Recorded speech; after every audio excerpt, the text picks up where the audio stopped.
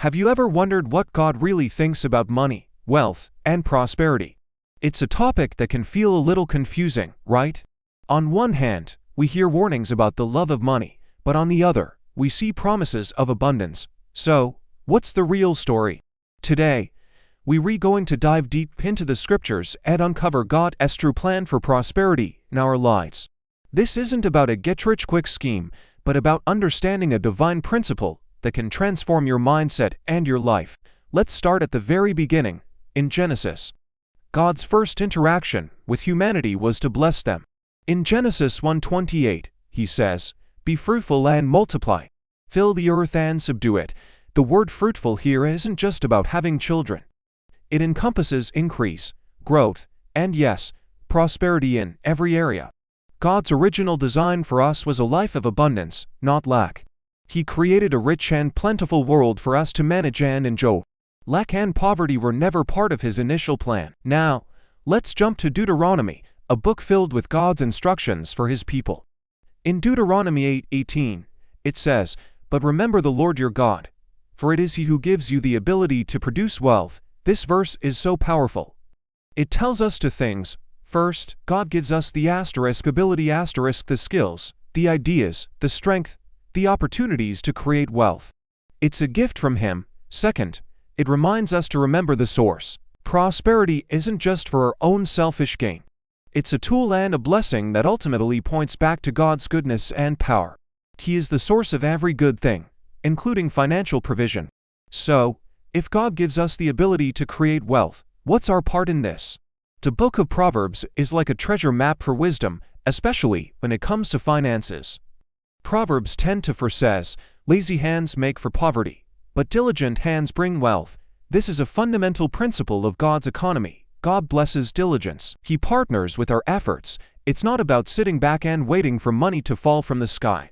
It's about using the talents and opportunities He's given us, working hard, and being responsible with what we have.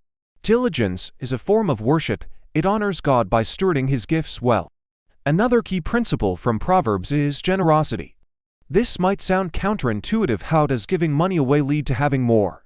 But God's ways are higher than our ways. Proverbs 11:24-25 says, "One person gives freely, yet gains even more. Another withholds unduly, but comes to poverty. A generous person will prosper. Whoever refreshes others will be refreshed." This is the divine principle of sowing and reaping. When we are generous, when we give with a cheerful heart, we are sowing seeds that God promises will produce a harvest.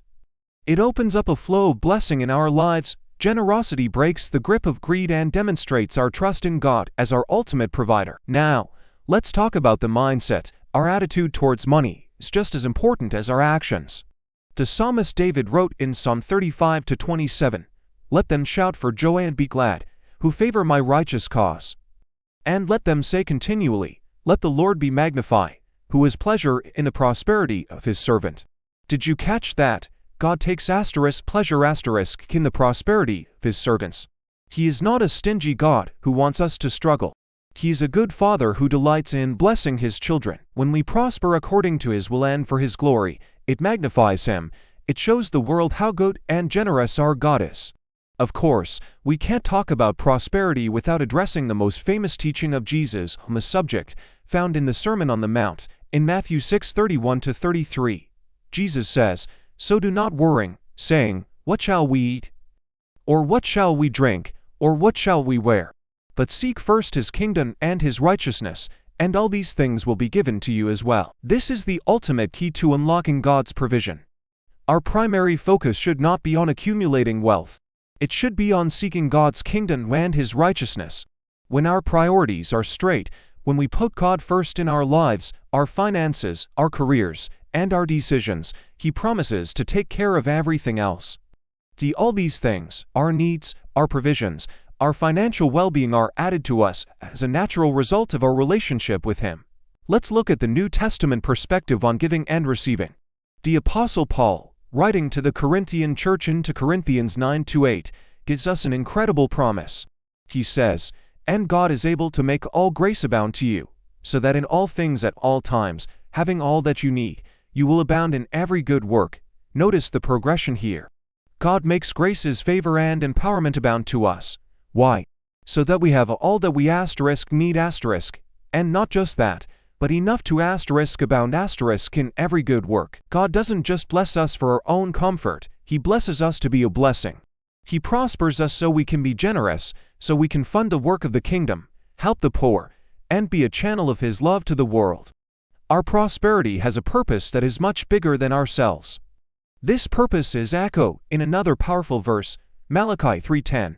This is the one place in the Bible where God tells us to test Him. He says, "Bring the whole tithe into the storehouse, that there may be food in my house. Test me in this, says the Lord Almighty, and see if I will not throw open the floodgates of heaven and pour out so much blessing that there will not be room enough to store it."